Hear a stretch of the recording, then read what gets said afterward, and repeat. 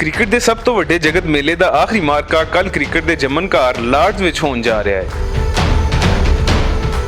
दिलचस्प मामला है वे कि फाइनल खेडन वाली दोवें टीमां इस तो पहलों वर्ल्ड चैंपीयन नहीं रही ते हुण जिहड़ी टीम भी मैदान मारेगी वो पहली बारी आलमी चैंपीयन होने का स्वाद भी चखेगी।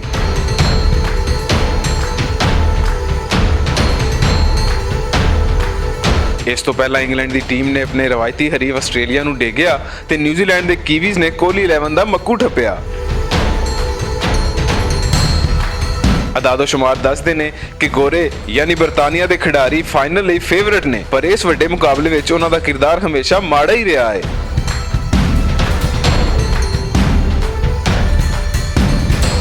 उन्हां 3 फाइनल खेडे ते तिन्ने ही हारे। 27 वरियां बाद भावें गोरे फाइनल के मैदान च पहुंच गए ने, पर इहदे नाल-नाल माजी दी नहूसत दा साया भी उन्हां दे सिर ते मौजूद है, जिहड़ा हमेशा उन्हां दी जित नूं हार विच बदलदा रहा।